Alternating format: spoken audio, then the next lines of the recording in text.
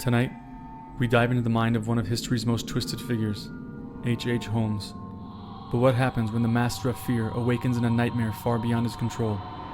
A labyrinth, not of his making, but something much darker, much older. Stay with us, if you dare, as we uncover the architect of shattered realms. I awoke with a start, gasping for breath, my heart hammering in my chest. At first, I thought I was back in my murder castle. Familiar cold floors beneath me, the ever-present stillness. But no, something was wrong, very wrong. The room, it wasn't right. The walls stretched impossibly far, twisting into spirals that disappeared into darkness, corridors that shouldn't exist. I could feel the space bending, warping in ways my mind couldn't grasp. The ceiling itself seemed to shift, lowering one moment and vanishing into blackness the next. I blinked rapidly, trying to anchor myself in reality, but nothing felt solid. Then I saw it, a mirror. It stood on the far wall, if you could call it a wall, reflecting not me, but something else. Where my reflection should have been, an inky black void pulsed, like a heartbeat. The more I stared, the more I felt it. Something was looking back. Just as I pushed myself to stand, the walls around me began to shift. No, they breathed. Their surface swelled like the chest of some enormous creature, expanding and contracting with each movement, accompanied by a faint wet sound. My mind raced, trying to reconcile what I was seeing. This wasn't my castle. This wasn't any place on earth. Then from the distance, I heard a low guttural sound. It was my name, Holmes. The voice slithered through the air, not like any voice I know, not like any human could produce. It was more of a vibration, a reverberation that seeped into my bones, cold and foreign. An icy shiver crawled up my spine. For the first time in my life, I, H. Holmes, the master of fear, the orchestrator of death, felt its unrelenting grip closing around me. For a moment I laughed, a sharp bitter sound that echoed back at me. This place, whatever it is, plays tricks. A crude imitation of what I created in Chicago. Walls and corridors? I know their secrets. I've used them to bend men's minds and crush their spirits. But as I step forward, the floor quivers beneath me, the walls warping in ways that defy logic. I press onward, reaching for a door that should lead back to the corridor I came from. But when I open it, nothing. It leads into blackness, the kind of void that swallows light whole. I slam the door and turn back, only to find the hallway has twisted itself behind me, bending into angles that shouldn't exist. No matter, I push forward, confident in my ability to outmaneuver this place, as I did with my castle. But with every step, the air grows heavier, and the walls themselves seem to expand, looming over me. Each doorway I open leads to another dead end or impossible room, spiraling endlessly, defying everything I know about space and structure. Holmes, the voice comes again, closer now, seeping through the walls. It laughs, a low, terrible sound, as though amused by my arrogance. I ignore it. I have never bowed to fear, but as I reach another door, my hand freezes on the handle. The door, it breathes. Warm air escapes from the crack beneath it, and I feel the floor shift again, pulling me toward it. I turn away from the breathing door, my hand trembling, not from fear, but from irritation. This place, whatever it is, thinks it can toy with me. I've mastered the art of deception, of illusion. It's nothing but a challenge to overcome. I stride down a hall that spirals unnaturally, twisting beneath my feet as if it's alive. Each step echoes unnervingly in the silence. The air here feels thick, heavy, and strange shadows flicker at the edges of my vision.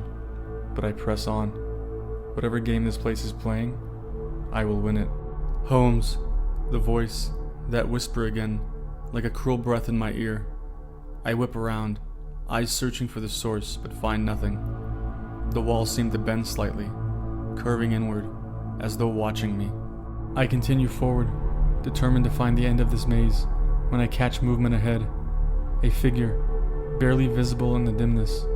I freeze, heart pounding in my chest. At first, I think it's a trick of the light, but no, it moves toward me, slowly, shambling, twisted. Then I recognize it.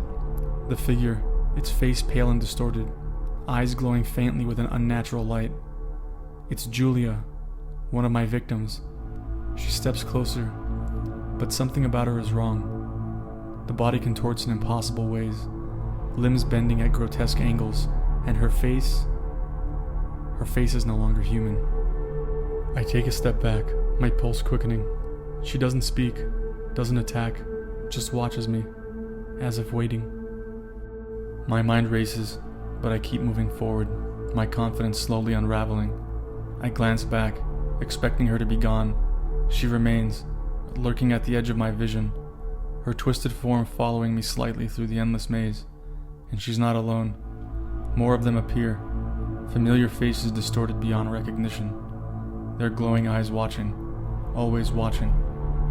I cannot shake them, no matter how far I go, no matter how many turns I take. They are always there, waiting, lingering just out of reach. The dread gnaws at me. I've seen death. I've delivered death. But this is something else, something older, something beyond the scope of my control. The whispers grow louder, no longer distant, but pressing against my ears from every side. The air vibrates with their voices, overlapping, impossible to decipher, but all calling my name. I stumble into the center of a room that shouldn't exist. The walls are gone. The ceiling is gone. There is only darkness above me, swirling and shifting, as though the universe itself is bending in ways I can't comprehend. But it's not emptiness. Not truly. It moves.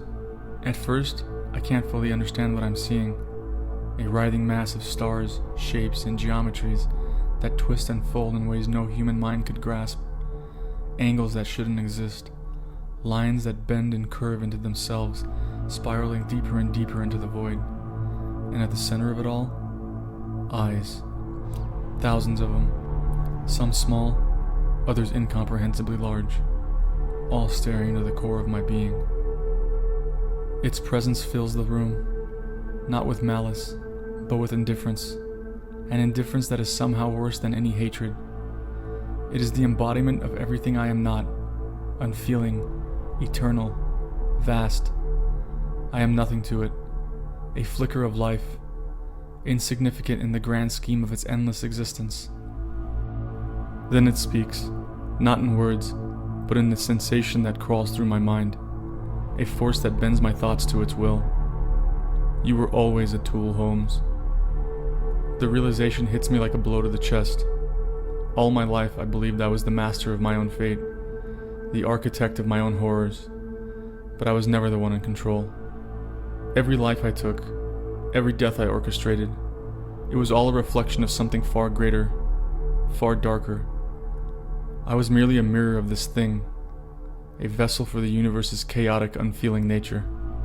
I collapsed to my knees, the weight of it all pressing down on me. I wasn't the architect, I was just a pawn.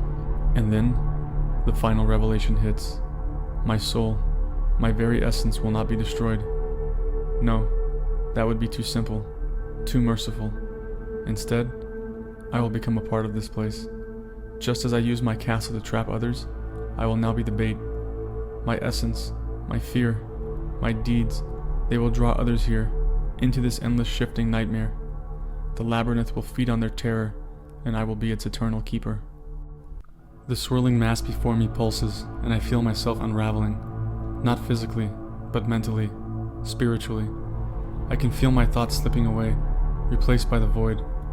My identity, my power, my arrogance, all being repurposed, twisted into something far worse. I am no longer H. Holmes. I am part of the labyrinth, a shadow, a whisper, a trap. The last thing I hear before my mind dissolves into the void is a faint echo, another voice calling out in fear as they wander into this place, another soul drawn by the cosmic web I now serve. They will not escape, just as I never did. Thank you for joining us on this terrifying journey into the Architect of Shadow Realms. If you enjoyed the story, don't forget to hit the like button and subscribe to Horror Librum for more spine-chilling tales. And remember, the darkest horrors are yet to come, so stay tuned for what lies ahead.